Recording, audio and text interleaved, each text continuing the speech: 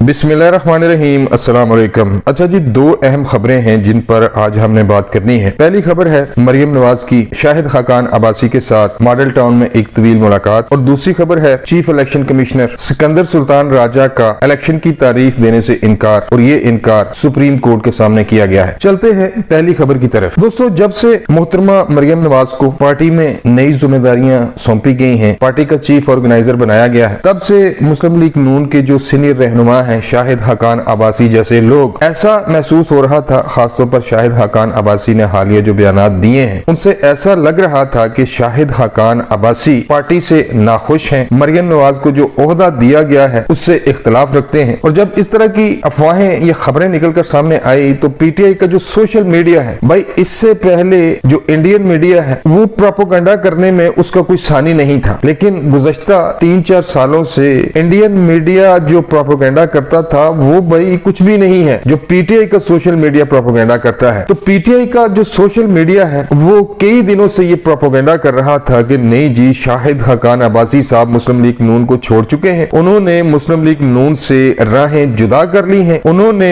मियां नवाज शरीफ साहब और मरियम नवाज की क़यादत में काम करने से इनकार कर दिया है, ये है वो है। तो जितने भी अफवाहें थी, जितना भी इनका प्रोपेगेंडा था, आज इनके मुंह पर तमाचा पड़ा है, क्योंकि आज मरियम नवाज ने मॉडल टाउन में शाहिद खाकान अब्बासी के साथ एक तवील मुलाकात की है। और कहने वाले ये कहते हैं कि शाहिद खाकान अब्बासी को मरियम नवाज से जो भी गिले थे, जो भी शिकवे थे, जो भी उनके तहफ़्फ़ुज़ात थे, शाहिद खाकान अब्बासी साहब को मरियम नवाज शरीफ साहबा की तरफ से यकीन दहानी करवाई गई है कि आप पार्टी का सरमाया है, पार्टी में आपकी रिस्पेक्ट जो पहले थी अब भी वही है और आइंदा भी वही रहेगी। कहने का मकसद ये है कि शाहिद खाकान अब्बासी साहब को जो तहफ़्फ़ुज़ात थे, जो इनकी नाराजगी थी, उसको काफी हद तक खत्म करने की कोशिश की गई है। दूसरी खबर की तरफ चलते हैं। दूसरी खबर है जी, इमरान खान साहब जब से इनको घर भेजा गया है, इन्होंने जलसे किए, जुलूस किए, और इनका एक ही मुतालबा था कि अर्ली इलेक्शन, वक्त से पहले मुझे इलेक्शन दिए जाए, नहीं तो मैं लॉन्ग मार्च करूंगा, मैं जलसे करूंगा, मैं जुलूस करूंगा। सब कुछ करके देख लिया, कुछ 100 जलसे कर दिए, 2 लॉन्ग मार्च कर लिए, कौमी असम्बली से इस्तीफे दिए, पंजाब असम्बली तोड़ी, केपी के असम्बली तोड़ी। मकसद इमरान खान साहब का एक ही था कि हुकूमत कबल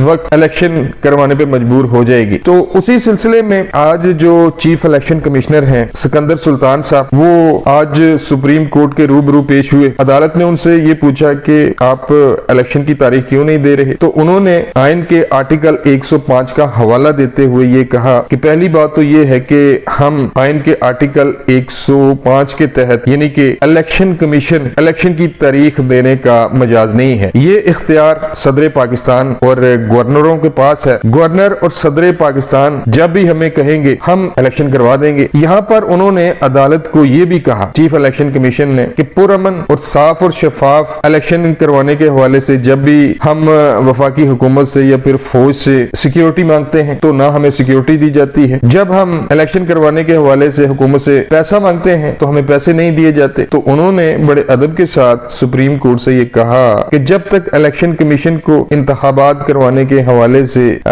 सिक्योरिटी नहीं दी जाती आर्मी की तरफ से, और वफाकी हुकूमत जब तक उनको पैसे नहीं देती, वो पुरअमन और साफ और शफाफ इंतखाबात नहीं करवा सकते। कहने का मकसद ये है कि चीफ इलेक्शन कमिश्नर ने पाकिस्तान की सबसे बड़ी अदालत के सामने खड़े होकर ये कहा है कि जब तक सदर पाकिस्तान या फिर गवर्नर इलेक्शन की तारीख नहीं देते, जब